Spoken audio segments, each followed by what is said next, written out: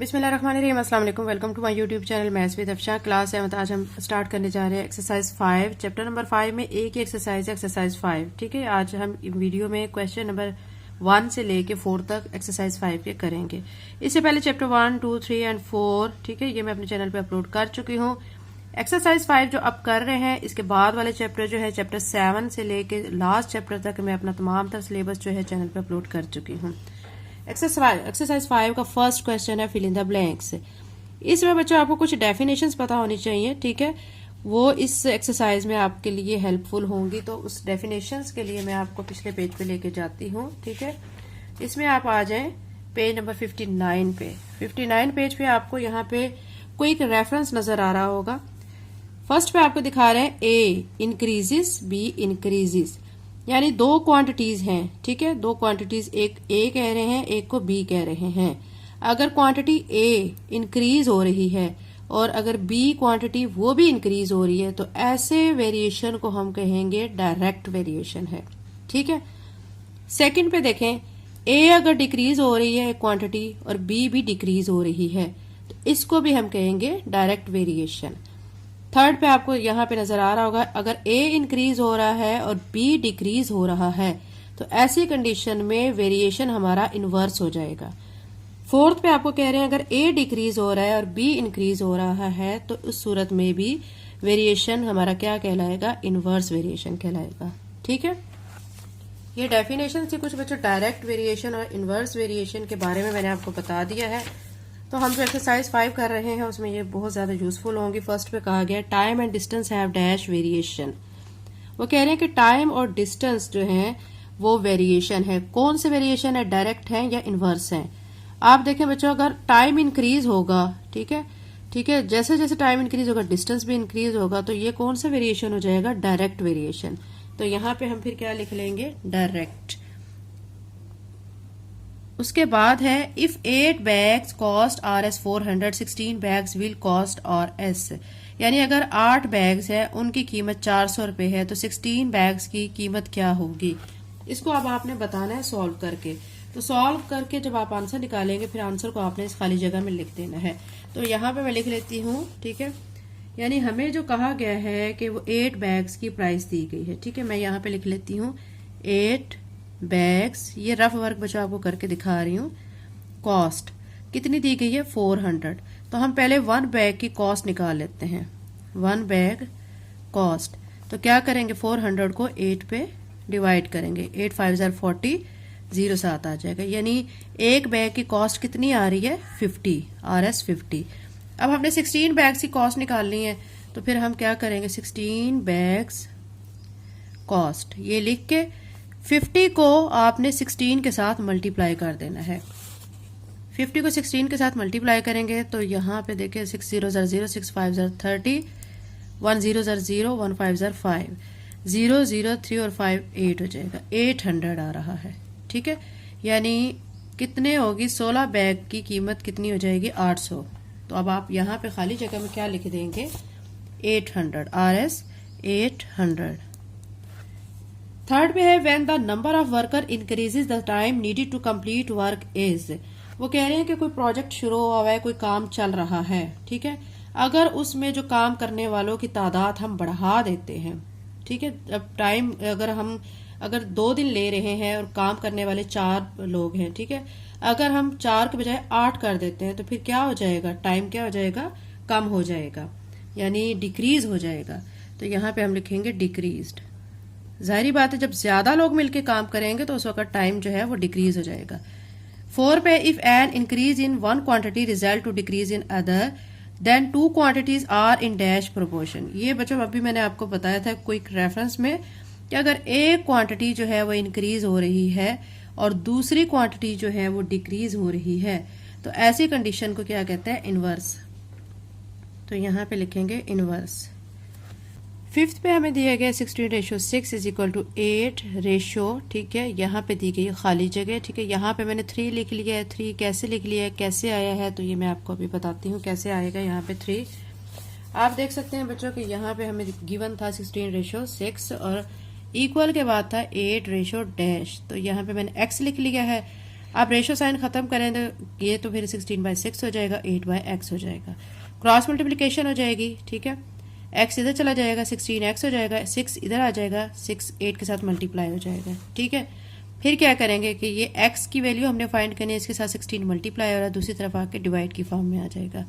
اب 6 اور 16 دونوں ایون نمبر ہے, 8 بھی ہے ایون, تو ہم ان دونوں کو پہلے کٹ کر لیتے ہیں. 2 3 6 2 8 16. پھر یہ 8 آیا ہے, اس 8 کو اس 8 کے ساتھ کٹ کریں گے تو ہمارا آنسر 3 آ جائے گا, ٹھیک ہے. تو یہ خالی جگہ میں نے یہاں پہ 3 لکھ دی ہے, ٹھیک ہے. کویشچن نمبر 1 کمپلیٹ ہو گیا. کویشچن نمبر 2 کرتے ہیں. کویشچن نمبر 2 میں ہمیں کہا کہ state whether the following are true اور فالس. اس میں آپ نے اسٹیٹمنٹ کو پڑھنا ہے اور پھر بتانا ہے کہ اسٹیٹمنٹ ٹرو ہے یا فالس ہے. فرسٹ میں کہا گیا the number of items Bat and the price paid have direct variation. کہہ رہے ہیں کہ اگر ہم کوئی چیزیں خریدتے ہیں, جتنے آئٹمس خریدیں گے تو اس حساب سے ہمیں اس کی پرائز پے کرنی پڑے گی. تو یہ ڈائریکٹ ویریشن ہے, تو یہ ڈائریکٹ ویریشن ہوگا. ظاہری بات ہے ہم جتنے زیادہ آئٹمس خریدیں گے اتنی زیادہ ہمیں پرائز اس کی پے کرنی ہوگی. تو یہ ڈائریکٹ ویریشن ہے, تو اس لیے اسٹیٹمنٹ ٹرو ہو جائے گی. سیکنڈ پہ the number of people in house and the amount of food required have inverse variation. وہ کہہ رہے ہیں کہ اگر گھر میں رہنے والے لوگ, ٹھیک ہے, اور اگر زیادہ ہیں اور وہ جتنا ان کو کھانا چاہیے ہوتا ہے ان کے درمیان جو ویریشن ہے وہ انورس ہے, تو یہ غلط ہے. کیوں انورس نہیں, کیوں انورس کی جو ڈیفینیشن ہے یہاں پہ غلط ہو رہی ہے, کیونکہ دیکھیں اگر زیادہ لوگ ہوتے ہیں تو زیادہ اماؤنٹ آف فوڈ چاہیے ہوتی ہے, اگر کم لوگ ہوتے ہیں تو پھر کم اماؤنٹ آف فوڈ ہمیں ضرورت ہوتی ہے.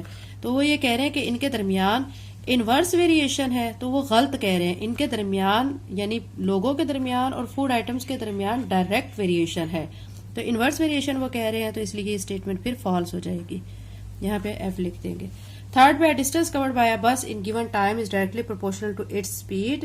وہ کہہ رہے ہیں کہ ڈسٹینس جو ہے بس کا ٹائم اگر دیا گیا ہے تو وہ ڈائریکٹلی پروپورشنل ہوتا ہے اسپیڈ پہ, تو یہ اسٹیٹمنٹ ٹرو ہے, ٹھیک ہے. تو یہاں پہ ٹی لکھیں گے کیونکہ ڈسٹینس جو ہے وہ ٹائم کے حساب سے ہی کور ہوتا ہے, جتنا ڈسٹینس زیادہ ہوگا اتنا زیادہ اس میں ٹائم لگے گا. If a gardener plants 6 saplings in 3 hours, he can plant 10 saplings in 4 hours. یعنی وہ کہہ رہے ہیں کہ اگر ایک گارڈنر ہے 6 پودے لگا رہا ہے 3 گھنٹوں میں, تو پھر وہ کیا کرے گا, اگر 10 پودے لگاتا ہے 4 گھنٹے اس کو لگتے ہیں, دیکھیں 3 گھنٹے ہیں یعنی اٹس مین کہ 1 گھنٹے میں وہ 2 پودے لگا رہے ہیں, 6 لگا رہا ہے نا 3 گھنٹوں میں, تو 1 گھنٹے میں 2 ہو گئے, 2 گھنٹوں میں 4 پودے اور پھر 3 گھنٹوں میں 6, تو پھر 4 گھنٹوں میں کتنے ہوں گے, 8 پودے ہوں گے نا. تو پھر اس لیے یہ اسٹیٹمنٹ پھر کیا ہو جائے گی, فالس ہو جائے گی. ففتھ پہ دیا گیا a car that travels 300 km in 5 hours will travel 150 km in 2.5 hours. کہہ رہے ہیں کہ 5 گھنٹوں میں اگر ایک کار جو ہے وہ ٹریول کر رہی ہے, کتنا کلومیٹر کر رہی ہے, 300 کلومیٹر, ٹھیک ہے, 5 گھنٹوں میں 300, تو پھر وہ 2.5 آورز میں 150 کلومیٹر کور کرتی ہے. تو یہ بالکل صحیح کہہ رہے ہیں کیونکہ 5 گھنٹوں میں 300 کلومیٹر کا ڈسٹینس کور ہو رہا ہے, تو 2.5 گھنٹوں میں 150, یعنی گھنٹے بھی آدھے ہو گئے ہیں اور کلومیٹر بھی ہاف ہو گیا ہے. تو یہ اسٹیٹمنٹ پھر ٹرو ہو جائے گی. کویشچن نمبر 2 کمپلیٹ ہو گیا. کویشچن نمبر 3 میں ہے رائٹ ڈائریکٹ اور inverse variation against the following statement. آپ نے اسٹیٹمنٹ کو پڑھنا ہے اور اس کے بعد اس کے سامنے لکھ دینا ہے کہ یہ ڈائریکٹ ویریشن ہے یا انورس ویریشن ہے. فرسٹ پہ کہا گیا the number of pencils Bat and their cost, یعنی جو پینسلز ہیں اور ان کی کاسٹ ہے ان کے درمیان کون سا ریلیشن ہوگا, ڈائریکٹ ہوگا. جتنی زیادہ ہم پینسل خریدیں گے اتنی زیادہ ہمیں اس کی پیمنٹ کرنی ہوگی. تو یہ ڈائریکٹ ویریشن ہے, تو یہاں پہ ہم لکھ دیں گے یہاں پہ ڈائریکٹ ویریشن. پھر اس کے بعد ہے سیکنڈ پہ the number of main on a job and the days required to complete it. اس میں کہہ رہے ہیں کہ اگر ایک کام ہے اس میں جتنے لوگ کام اس کو کر رہے ہیں, ایک کام کو جتنے دن اس میں چاہیے ہوتے ہیں, ٹھیک ہے, تو وہ دنوں میں اور جو کام کرنے والے لوگوں میں وہ کون سا ریلیشن ہوگا یا کون سی ویریشن اس میں ہوگی. تو اس میں کون سی ہوگی, انورس ہوگی, کیونکہ اگر کام کرنے والے لوگوں کی تعداد کو اگر بڑھا دیا جاتا ہے تو کام کرنے کے جو ڈیز ہیں وہ کم ہو جاتے ہیں. یعنی اگر 10 لوگ ہیں 2 دنوں میں کام کر رہے ہیں, ٹھیک ہے, تو پھر اگر ہم لوگوں کی تعداد کو بڑھا دیتے ہیں, 15 لوگ کر دیتے ہیں, تو پھر وہ دن کیا ہو جائیں گے, کم ہو جائیں گے, 1 دن میں ہو جائے گا کام. تو اس وجہ سے یہ اسٹیٹمنٹ جو ہوگی وہ کیا کہلائے گی, انورس. یہاں پہ انورس لکھیں گے. تھرڈ پہ speed of car at time taken to cover a given distance, یعنی اسپیڈ آف کار ہے اور ٹائم ہے, ان کے درمیان جو ہے آپ نے بتانا ہے کون سا ویریشن ہوگا، ڈائریکٹ یا انورس ہوگا. تو اس میں بھی انورس ہوگا. انورس کیسے ہوگا؟ کیونکہ اسپیڈ آف کار جو ہے اور ٹائم جو ہے، ٹھیک ہے، اور ڈسٹینس آپ کو دیا گیا ہے. تو وہ اس میں اگر ایک چیز کو اگر ہم کم کر رہے ہیں، ٹائم کو اگر کم کر رہے ہیں تو پھر ڈسٹینس بھی کم ہو جائے گا. اور لیکن اسپیڈ پہ یہ ڈیپینڈ کر رہا ہے، اسپیڈ آف کار آپ کو یہاں پہ دی گئی ہے تو اسپیڈ پہ ڈیپینڈ کر رہا ہے، تو اس لیے یہ انورس کہلائے گا. 4 پہ the distance covered and time taken by a car moving at constant speed. یعنی اب اسپیڈ یہاں پہ چینج نہیں ہو رہی، یہاں پہ اسپیڈ چینج ہو رہی تھی تو وہ انورس تھا. لیکن یہاں پہ اسپیڈ چینج نہیں ہو رہی ہے، کانسٹنٹ اسپیڈ ہے. جب کانسٹنٹ اسپیڈ ہوتی ہے تو پھر ٹائم اور ڈسٹینس میں جو ریلیشن ہوتا ہے، جو ویریشن ہوتا ہے، وہ ڈائریکٹ ہوتا ہے. اب یہاں پہ جو تھرڈ اسٹیٹمنٹ ہے، یہاں پہ بھی ڈسٹینس بھی دیا گیا تھا، ٹائم بھی دیا گیا تھا، ٹائم بھی تھا اور ڈسٹینس بھی تھا، لیکن اسپیڈ آف کار چینج ہو رہی تھی اس لیے انورس تھا. یہاں پہ اب اسپیڈ آف کار جو ہے وہ کیا ہے، کانسٹنٹ ہے. تو ڈسٹینس اور ٹائم میں جو ویریشن ہوگا وہ اب ڈائریکٹ ہوگا. تو یہاں پہ ہم ڈائریکٹ لکھیں گے. کوشچن نمبر 3 کمپلیٹ ہو گیا. کوشچن نمبر 4 کرتے ہیں. کوشچن نمبر 4 کی اسٹیٹمنٹ ہے، یہاں پہ آپ دیکھ سکتے ہیں، فائنڈ دا نیو انکریزنگ اور decreasing quantity in the following. یعنی آپ نے کیا کرنا ہے، نیو جو ہے انکریزنگ یا ڈیکریزنگ کوانٹٹی کو فائنڈ کرنا ہے. فرسٹ پہ کہا گیا انکریزز 9 ان دا ریشو 5:3. یہ آپ کو کچھ کوشچن دیے گئے. اس کے کوشچن نمبر 4 کے 4 پارٹس ہیں. 4 پارٹس کو 1 بائی 1 ہم ان کو سالو کر لیتے ہیں. ایکسرسائز 5 کو کوشچن نمبر 4 کا ہم سولوشن کر رہے ہیں. اس کا فرسٹ پارٹ ہے انکریزز 9 ان دا ریشو 5:3. ٹھیک ہے، ہم نے 9 جو ہے انکریز کرنا ہے کون سی ریشو میں، 5:3 میں. اب ہم یہاں پہ لکھیں گے اس کے سولوشن میں انکریز ان ریشو. ٹھیک ہے، ریشو ہمارے پاس کیا گیون ہے، 5:3. اس میں ہم انکریز کر رہے ہیں. تو اب انہوں نے کہا ہے کہ نیو جو کوانٹٹی ہے اس کو آپ نے فائنڈ کرنا ہے. تو یہاں پہ میں لکھوں گی نیو کوانٹٹی اور ریشو کا سائن اولڈ کوانٹٹی. اولڈ کیا دی گئی، یہ دیکھیں 9 دی گئی ہے نا ہمیں، تو یہاں پہ لکھیں گے اولڈ کوانٹٹی از اکول کا سائن پھر 5:3. اب نیو کوانٹٹی تو ہم نے فائنڈ کرنی ہے تو اس کی جگہ پہ میں ایکس لکھ لوں گی. اولڈ کوانٹٹی ہمیں 9 دی گئی ہے تو یہ 9 لکھ دوں گی. 5:3 ایز اٹ از آ جائے گا. اب کیا کریں گے کہ اب ہم نے دیکھنا ہے کہ یہ جو ریشو کا سائن ہے اس کو ہم نے ختم کرنا ہے. x/9 ہو جائے گا اور یہاں پہ 5/3 ہو جائے گا. اب اس کی کراس ملٹیپلیکیشن کریں گے. کراس ملٹیپلیکیشن میں یہ چیز ادھر چلی جائے گی، یہ اس کے ساتھ ملٹیپلائی ہو جائے گی. ٹھیک ہے، تو یہ 3x ہو جائے گا اور یہ 5×9=45 ہو جائے گا. اب آپ دیکھیں کہ یہ جو x ہے ہم نے یہ فائنڈ کرنا ہے، اس کے ساتھ 3 ملٹیپلائی ہو رہا ہے تو پھر 3 کو میں دوسری طرف لے کے جاؤں گی ڈیوائڈ کی فارم میں. 3×1=3 3×5=15. تو x ہمارا کیا آ چکا ہے، یہاں سے آپ سالو کر کے کیا لے کے آئے ہیں 15. تو یہاں پہ اس کا آنسر آ گیا 15.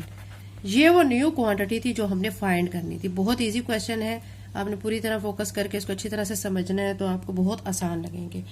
اس کا سیکنڈ پارٹ آپ دیکھ سکتے ہیں. سیکنڈ پارٹ میں ہمیں کہا گیا ڈیکریز 72 ان دا ریشو 5:18. ٹھیک ہے، یہ بھی اسی طرح کے کوشچن ہے، اسی پیٹرن سے کرنا ہے. اس میں بھی میں نے دیکھیں آپ دیکھ سکتے ہیں کہ لکھ دیا ڈیکریز ان ریشو. تو ڈیکریز ان ریشو کس میں ڈیکریز کر رہے ہیں، 5:18 میں. ہم نے نیو کوانٹٹی فائنڈ کرنی ہے تو اسی طرح لکھیں گے new quantity ratio old quantity is equal to 5:18. New quantity find کرنی ہے، اس کی جگہ پہ ایکس لکھ دوں گی. اولڈ کوانٹٹی یہاں پہ دی گئی 72، یہ 72 لکھ دیا ہے از اکول کا سائن اور پھر 5:18 لکھ دیا ہے. اب کیا کریں گے کہ یہ ریشو سائن ختم کریں گے تو x/72 آ جائے گا اور یہاں پہ 5/18 آ جائے گا. کراس ملٹیپلیکیشن کر لیں گے. کراس ملٹیپلیکیشن میں کیا ہوگا کہ یہ والی جو ٹرم 18 ہے وہ x کے ساتھ ملٹیپلائی ہو جائے گی اور 72 5 کے ساتھ ملٹیپلائی ہو جائے گا. 18x ادھر ہے اور 72 کو 5 سے ملٹیپلائی کریں گے تو 360 آ جائے گا. ہم نے x کی ویلیو فائنڈ کرنی ہے، x کے ساتھ 18 ملٹیپلائی ہو رہا ہے، دوسری طرف لے کے آئیں گے تو یہ ڈیوائڈ ہو جائے گا. ٹھیک ہے، اب 18 کا ٹیبل پڑھ لیں. 18×1=18 18×2=36 ساتھ میں 0. تو یہ ہمارا آنسر یہاں پہ کیا آ گیا ہے 20، جو کہ نیو کوانٹٹی تھی ہم نے فائنڈ کرنی تھی. یہ اس کا پارٹ 2 ہو گیا. اسی طرح بچوں اس کا پارٹ 3 کرتے ہیں. پارٹ 3 جو آپ کو گیون ہے، ٹھیک ہے، اس کو میں 2 پیٹرن سے آپ کو کرواؤں گی کیونکہ کوشچن میں کا جو آنسر ہے آپ دیکھ سکتے ہیں. پہلے آپ یہاں پہ سمجھ لیں اس چیز کو. یہاں پہ ہمیں کوشچن جو دیا کہ increases 25 kg in the ratio 2:5. اس پہ آپ نے فوکس کرنا ہے. یہ جو یہاں پہ آنسر یہ دیا گیا نا ریشو، تو یہ ریشو اگر ہم اس کے مطابق کوشچن کو سالو کرتے ہیں تو ہمارا آنسر کچھ اور آتا ہے جو کہ بک والے آنسر کے ساتھ میچ نہیں ہوتا. لیکن اگر ہم نے بک والا آنسر لانا ہے تو پھر ہم ان کی پوزیشن کو چینج کریں گے. بک میں پھر یا تو یہ بک میں جو کوشچن ہے اس میں یہاں پہ غلطی ہوئی ہوئی ہے کہ یہاں پہ 2:5 کے بجائے یہاں پہ 5:2 ہونا تھا، یا پھر ادھر آنسر میں مسٹیک ہے. دونوں میں مسٹیک ہو سکتی ہے، یا کوشچن میں یا کہ بک کے آنسر میں. تو میں آپ کو دونوں پیٹرن سے کروا دوں گی، ٹھیک ہے، آپ ایزیلی اس کو سمجھ لیں گے. سب سے پہلے ہم لکھیں گے increase in ratio 2:5. New quantity find کرنی ہے. New quantity ratio old quantity is equal to 2:5. New quantity کی جگہ پہ میں ایکس لکھ دوں گی. اولڈ کوانٹٹی جو ہے وہ یہاں سے 25 دی گئی، 25 لکھ کے 2:5. پھر کیا کریں گے، ریشو سائن ختم کریں گے تو ڈویژن کا سائن آ جائے گا، مطلب ڈیوائڈ ہو جائیں گے دونوں ٹرمز. پھر کراس ملٹیپلیکیشن کریں گے، 5x کے ساتھ ملٹیپلائی ہو جائے گا، 25 2 کے ساتھ ملٹیپلائی ہو جائے گا تو 5x از اکول ٹو 50 آ جائے گا. x کی ہم نے ویلیو فائنڈ کرنی ہے، اس کے ساتھ 5 ملٹیپلائی ہے، دوسری طرف لے کے جائیں گے تو ڈیوائڈ ہو جائے گا، 5 10 50 ہو جائے گا. یہ 10 kg جو آنسر آ رہا ہے، ٹھیک ہے، یہ بک میں نہیں ہے. اگر ہم کوشچن کو یعنی اسی کے مطابق سالو کرتے ہیں اسٹیٹمنٹ کے مطابق تو ہمارا آنسر 10 kg آتا ہے، جو کہ بک میں پیچھے آنسر نہیں ہے. اگر بک والا آنسر آپ نے لانا ہے تو پھر آپ کو یہاں پہ 2:5 جو ہے اس کی پوزیشن کو چینج کرنا ہوگا. تو یہ میں آپ کو دکھاتی ہوں. یہ میں نے سیکنڈ میتھڈ لکھ دیا ہے. اس میں بھی ہمیں جو دیا گیا انکریز ان ریشو، اب 5:2 میں نے کر دیا ہے، ٹھیک ہے، یا تو کوشچن میں گڑبڑ ہے یا آنسر میں گڑبڑ ہے ادھر. تو یہ 5:2 کر دیا. 5:2 یہاں پہ لکھ کے اسی طرح پیٹرن سے new quantity ratio old quantity is equal to کیا آ جائے گا 5:2. پھر نیو کوانٹٹی ایکس لکھ دیا، اولڈ کوانٹٹی جو ہے وہ 25 لکھ دیا 5:2. اسی طرح کراس ملٹیپلیکیشن کریں گے تو 2 ادھر ایکس کے ساتھ ملٹیپلائی ہو جائے گا، 25 5 کے ساتھ ملٹیپلائی ہو جائے گا. اب آپ دیکھیں کہ 25 کو 5 سے ملٹیپلائی کریں گے تو 125 آ جائے گا. ایکس کے ساتھ جو ہے 2 لگا ہوا ہے، 2 کو ہم نے یہاں پہ لانا ہے کیونکہ ہمیں ایکس کی ویلیو فائنڈ کرنی ہے. 2 یہاں آ جائے گا، 2 6 12، ٹھیک ہے. اس کو یہاں پہ دیکھیں 125 کو اندر رکھیں نا، 2 کے ٹیبل پہ ڈیوائڈ کریں، 2 6 12 ہو جائے گا، مائنس کریں گے، 5 نیچے آ جائے گا، 2 2 4 ہو جائے گا، ٹھیک ہے. پھر 1 لگائیں گے، پوائنٹ لگائیں گے، 0 پوائنٹ یہاں پہ بھی اور یہاں پہ بھی پوائنٹ، 2 5 10 ہو جائے گا. تو یہ 62.5 kg آ رہا ہے. یہ 62.5 kg بک میں لاسٹ پہ آنسر دیا گیا ہے. لیکن یہ آنسر کیسے آتا ہے جب آپ کوشچن میں تھوڑی سی چینجنگ لے کے آتے ہیں، 2:5 کے بجائے 5:2 کرتے ہیں. اور اگر آپ کوشچن میں چینجنگ نہیں لاتے ہیں تو کوشچن کے مطابق کوشچن کو سالو کرتے ہیں تو پھر آپ کا آنسر 10 kg آتا ہے. یہ دونوں پیٹرن سے میں نے آپ کو سمجھا دیا ہے. اس کا پارٹ 3 ہو چکا ہے. اسی طرح ہم اس کا پارٹ 4 کر لیتے ہیں. پارٹ 4 میں آپ دیکھ سکتے ہیں کہ یہاں پہ ہمیں دیا گیا decrease in 110 kilometre in the ratio 7:11. ہم نے اسی طرح لکھنا ہے new quantity ratio old quantity is equal to 7:11. New quantity x لکھ کے اولڈ کوانٹٹی ہمیں یہاں پہ 110 دی گئی ہے، یہ لکھ لیں گے. پھر کیا کریں گے، ریشو کا جو مطلب 7:11 ہے اس کو لکھ دیں گے. پھر ریشو کا سائن ختم کریں گے، x/1 10 آ جائے گا اور یہاں پہ 7/11 آ جائے گا. اب کیا کریں گے کہ اب ہم نے اس کو کراس ملٹیپلائی کرنا ہے. کراس ملٹیپلائی کرتے ہوئے یہ اس کے ساتھ چلا جائے گا اور یہ اس کے ساتھ ملٹیپلائی ہو جائے گا. یہاں پہ 11x ہو جائے گا اور 110 جا کے 7 سے ملٹیپلائی ہو جائے گا. 11x کو ایسے لکھیں گے، 110 کو 7 سے ملٹیپلائی کر لیتے ہیں، ٹھیک ہے. 7 0 0 7 1 7 7 1 7 770 آ جائے گا. ہمیں x کی ویلیو فائنڈ کرنی ہے یعنی نیو کوانٹٹی فائنڈ کرنی ہے تو 770 لکھ کے نیچے یہاں پہ اس کے ساتھ جو 11 ہے وہ ادھر لے آئیں گے. پھر 11 کے ٹیبل پہ اس کو ڈیوائڈ کر لیں گے، 11 7 ٹھیک ہے، کیا ہو جائے گا 77 اور ساتھ میں 0 آ جائے گا. تو یہاں پہ نیو کوانٹٹی ہماری کیا آ چکی ہے، 70 آ چکی ہے. یہ ہم نے فائنڈ کرنی تھی. تو آنسر میں آپ چونکہ ہمیں اولڈ کوانٹٹی کلومیٹر میں دی گئی تھی تو آنسر میں ہم جو نیو کوانٹٹی نکال رہے ہیں تو اس کے ساتھ بھی کلومیٹر لگائیں گے، ٹھیک ہے. ایکسرسائز 5 کو کوشچن نمبر 4 کمپلیٹ ہو گیا. اگر آپ میرے چینل پہ نئے ہیں اور اگر آپ نے چینل کو سبسکرائب نہیں کیا تو کائنڈلی سبسکرائب کریں، ویڈیو کو لائک کریں. تھینک یو اینڈ اللہ حافظ.